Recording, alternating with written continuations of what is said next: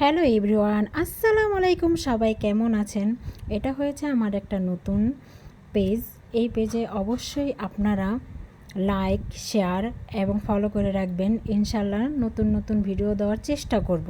যেহেতু আমি নতুন, তাই আমি এত কিছু বুঝি না, তাই আস্তে আস্তে শিখতে শিখতে আমার শেখা হয়ে যাবে। আপনারা অবশ্যই আমাকে একটু সাপোর্ট করবেন, তা আমি কন্টিনিউ ভিডিওটা দিতে পারবো। এটা হয়েছে আমার মার ছাদ বাগান। তো একটু পরে বৃষ্টি চলে আসে, ঝুম বৃষ্টি।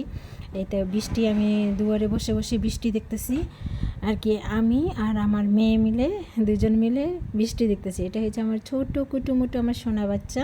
এটা হয়েছে আমার মেয়ে, আমার ভাইয়ের মেয়ে আর কি।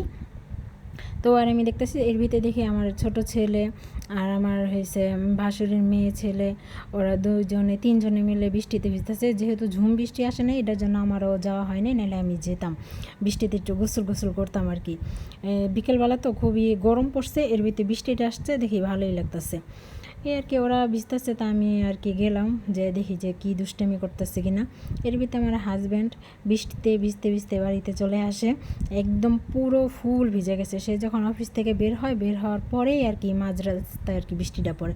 যেহেতু বৃষ্টির দিন সন্ধ্যাতে আমি একটু চিন্তা করলাম একটু নাস্তা বানাই, এটার জন্য একটু বুট বাগার দিলাম, মুড়ি ভর্তা বানাবো। আর আমার ছেলে হয়েছে স্যুপ নুডলস বানাইতেছে, ওরটাও নিজেরটা নিজেই বানিয়ে খাইতে পারে, এখন আর আমার লাগে না। তো এখন আমার হাজব্যান্ডরা কী খাবার দিলাম, সে খাবে। তো আজকে এই পর্যন্ত। আল্লাহ হাফেজ। আমার নতুন নতুন ভিডিও পাওয়ার জন্য অবশ্যই আপনারা আমাকে লাইক শেয়ার করে রাখবেন। আল্লাহ হাফেজ।